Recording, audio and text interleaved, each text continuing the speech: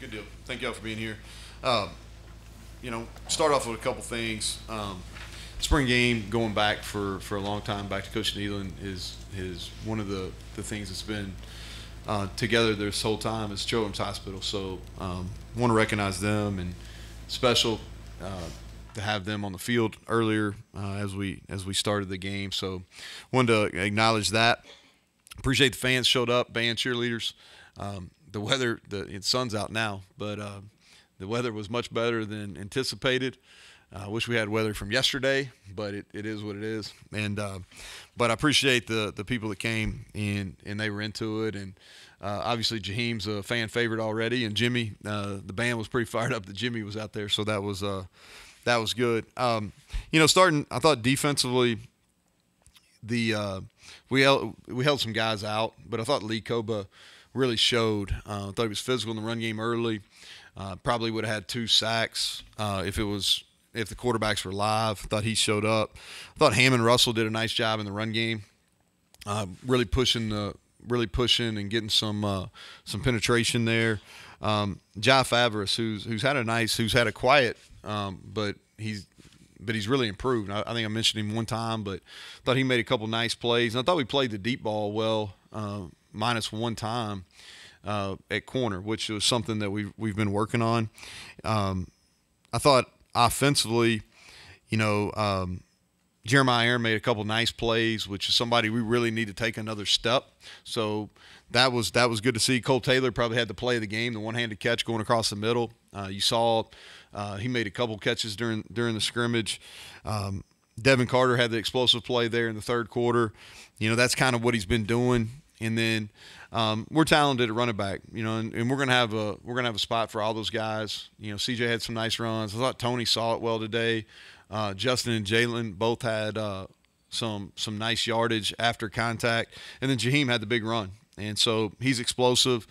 We've seen that in practice. He got banged up a little bit toward the end, but he was healthy today and had the big one. And so with that, I'll turn it over to you all for questions.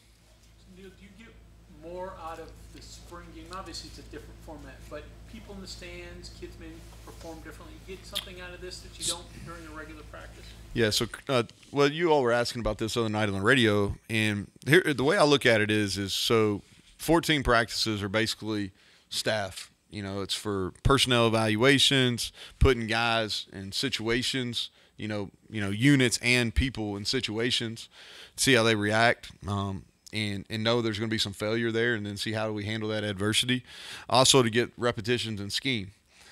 Today is about performing, and it's really, we want it to be a fun experience. It's what we did to dress up. The guys could dress up, and we did some things with competitions because they enjoy that during the normal practice.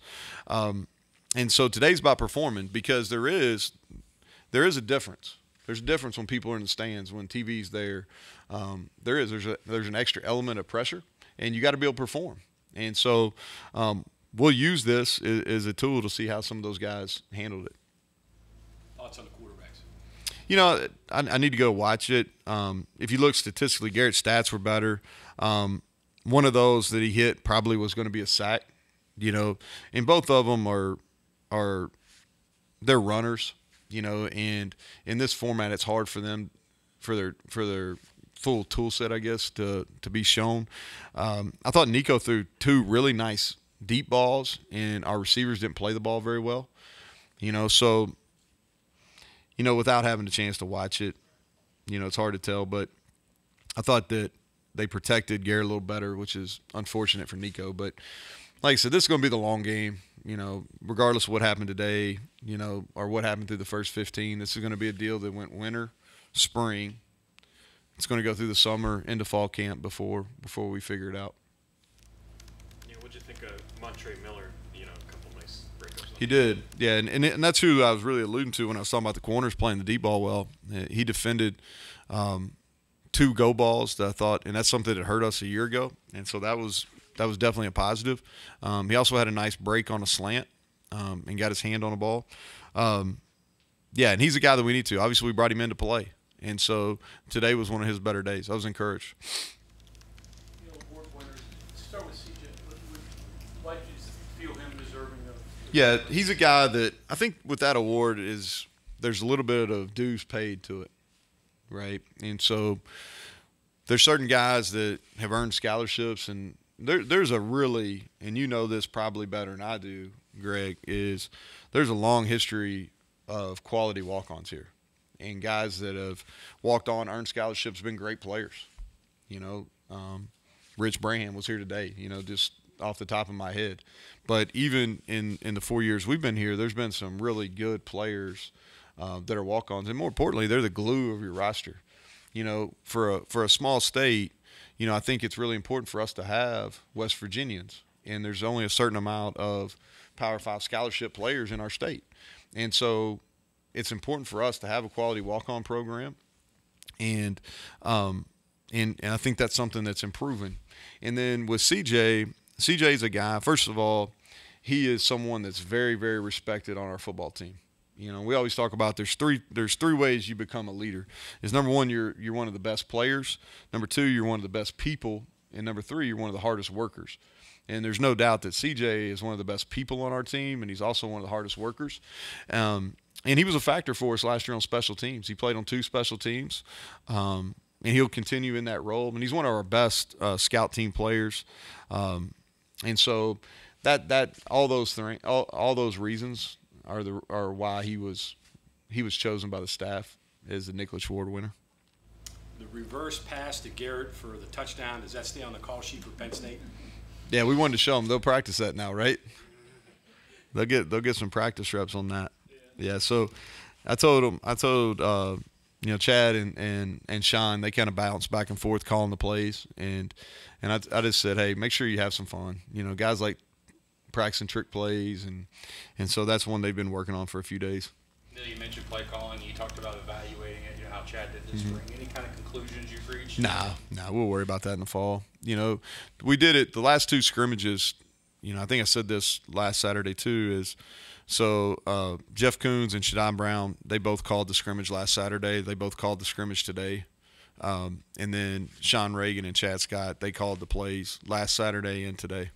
It's been some time since we talked about basketball player in Bell and Jimmy Bell being a part of the team and having this trial period.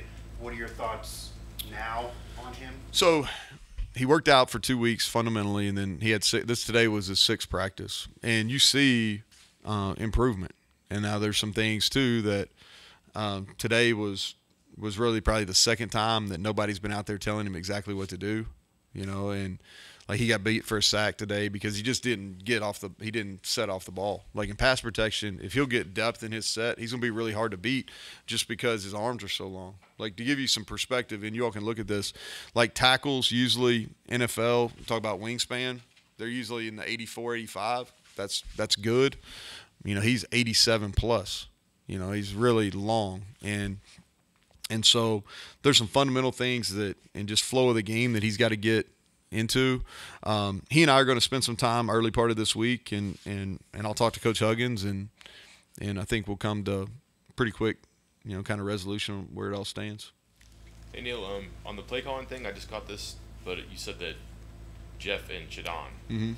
Typically, that's been Jordan. Yeah. So I'm just curious. Yeah. So the reason we did that, I really want us to grow coaches, you know, and most of when we get into spring and in fall camp to a lesser extent, but in spring, it's about playing your base. And the thing for a play caller where you need experience is situations. And so, like, we just, at the onset, like, I really wanted to put some time in developing coaches, you know, and put them in some situations. And so that's what we did. You know, last Friday and Saturday, Shadon and Jeff both, I told them on Friday, hey, you're going to call the scrimmage because I want them to get some experience because I believe they're really close to being coordinators. And I have a lot of trust and a lot of faith in them. And then Dante worked as a special teams coordinator, so he worked for 2 days. And then I told him this Saturday just follow up because anytime, you know, especially when you're doing it early, there's some things you wish you had back, or there's some learning experiences you wish you had. And so we talked about it on Monday, and I was like, hey, you'll get another chance on Saturday. So I look forward to sitting down with them and seeing not only Shadon and Jeff, but Chad and Sean as well, and because there were definitely some improvements, but that was just something from a head coaching perspective. We talked about getting our players better. We wanted to work on some staff development as well. And then beginning the spring, I think one of your E's or your goals or whatever was just penalties and mistakes like that. You probably got about 75 snaps today. I don't He had one. He had one. Jimmy had one. Yep. Yeah, he had one. But it was big. We've really concentrated. If you think back, and I know you know this, we had some procedure penalties that really hurt us offensively last year, and so that was a point of emphasis. And then defensively, we've really worked fundamentals. And sometimes it showed today, and sometimes it didn't. But we've put a lot of work on fundamentals, because what happens a lot of times, your defensive penalties, whether it's defensive holding or DPIs, because you're out of position and you're playing with either bad pad leverage or bad hand leverage. And so we've really worked that, and it was clean. We had a Big 12 crew, and we had them versus Kansas State, and I probably wasn't real nice to them, so they probably wanted to throw some flags today, and so we must have been even more so clean. This is obviously a different atmosphere here, but we talked with Coach Scott on whether or not he would call plays from the sidelines, or regardless of how many plays he calls, whether he'd be on the sidelines or up top like past OCs. He did voice at the time that he likes being on the field and all the energy, and the players get a lot from him. Any decisions on? He'll be on the field. That's kind of who he is. Yeah, he's really. That's one of the items I've really enjoyed with him being. Yeah, one of the things I've really enjoyed, and I think, and I made this comment to Amanda during the telecast today, is when someone earns a leadership, sometimes, being put in a position, and he earned that, but when you're put in that position, you either flourish or you really struggle, and he's been one of these guys that's really flourished. He's good in front of the room. He's got a positivity and an energy level that the guys appreciate. And so he's best served. His best service to the team on game day is for sure to be on the field, just because he's such the energy guy, and they feed off him. And he does a great job with the guys one-on-one when they have adversity, or when we have a little bit of a struggle too. He's able to get them in a better spot. So he'll stay on the field. Sean will stay up in the box. You mentioned the beginning of spring about getting back to basic fundamentals. Now that you've gone through spring ball, evaluate that a little bit. Well, we're better. I don't think it's a finished product. I stood back today, and I didn't have a headset, because I didn't really want to know what the calls were on each side. I really was paying attention to the line of scrimmage, and I thought our pad leverage on both sides of the ball was better. I didn't watch the perimeter as much, but that's something that we've really worked on from a receiver and tight end standpoint, is doing a better job with our hands, making sure our hands are inside on the perimeter, and then DBs getting away from some of, like playing a little bit more zone coverage, and making sure our linebackers within limits are getting their hands on people, and then our corners are playing with their feet rather than with their hands. And so I didn't watch them as much today, but I can tell you through 14 practices we were better. Yeah, I don't think it's going to be that big a factor. The clock is going to run on first downs, which we did today during the first half. I don't know if you'll notice, we played with those new rules. I think you'll see a few less plays, but I don't think it's a factor. Like, I'm not for, and I don't think anybody is running the clock on incomplete passes. I think that completely changes the game. And so, but I think the clock stuff's going to have minimal effect. Two young guys that you've talked about throughout the spring, Ben Cutter and James Hurd. Beginning of spring until now, how much growth have you seen, and where do they have to go from here? Well, I think it's a learning experience for those two guys. I think if you were to bring them in here day one of spring and say, "Are you ready to play?" and they're going to, "Oh yeah, I'm ready. I'm the guy." And then about 5 practices in, they're like, "Whoa, this is a lot here." Like these guys are, and both of them, and I won't talk about it here, but they both had some welcome to college football. James playing on the line of scrimmage, and he's going against Wyatt Milam and Doug Nestor, and there's quite a bit of size difference there. And we've got a fullback in Luke Hamilton that they got under Ben a couple times. But what they did is both those kids are really, really hungry. They're intelligent football players, and they really worked at it. And those guys are going to be factors for us. Like, Ben's going to play. I think he'll be a guy that's going to continue to grow. He's put on like 15 pounds since he's been here. and he'll be a factor for us on special teams. I think you'll see him playing more defense as the year goes. And then James is the most natural pass rusher that we've recruited. And so we've got to find a way to use that skill set. From now until beginning of fall camp, what do your guys have to do to get better? Yeah, well, we've got to hold our roster. I think that's where you start, and then we're going to add some pieces. In some areas that y'all have asked questions about. I think I've been pretty open about where we're going to add some pieces. And then, the guys are going to get some downtime, which is important. We've got 1 week of class left. And then the month of May is really the longest break that football student athletes get. So they're going to get about 3 weeks. They got to manage that time. I think it's good because to be out of structure a little bit, and they need some time to be 18 to 23-year-olds. And I think you can overdo it real easy, so they need to refresh, and which they'll have an opportunity to do, and then we'll come back for the summer, and we got to get a lot of work done. Not only just from a strength and conditioning standpoint, but from a football standpoint too, in all three phases. And so we're not easing into this thing, right?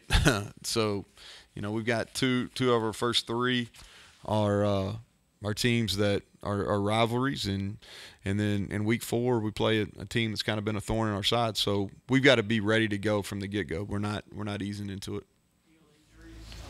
Sean didn't play. Sean, that was precaution, really out of precaution.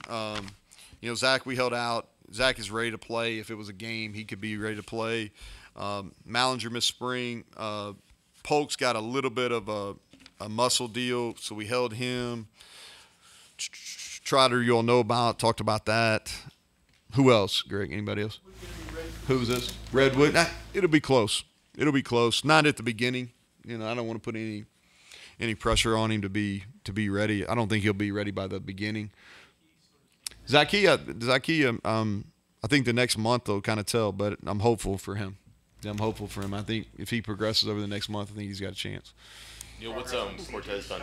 C.J. Donaldson? Yeah, he was limited before. Yeah, so he practiced the whole spring. He got hit pretty low today too and bounced up, so I think that was good. A little bit of a confidence deal for him, so but he practiced full go the whole time. Mike? Just Cortez, it's a name you talked about early on, had to have a good spring. Mm-hmm. I mean, today was probably the first time we saw a bunch of his stuff, but that sounds like he followed through on what was before that. So I thought it was today for him was a little bit good and bad. He had the touchdown where he caught the glance route and ran away from the defender, which shows that's something he's worked on. He's gotten faster, considerably faster since he got here. But then he faded away from a go ball. I couldn't remember if it was Garrett or Nico threw the go to him down on the home sideline. It would have been about a 45, 50-yard play, and he kind of let Montre get into him and move him off his line there late.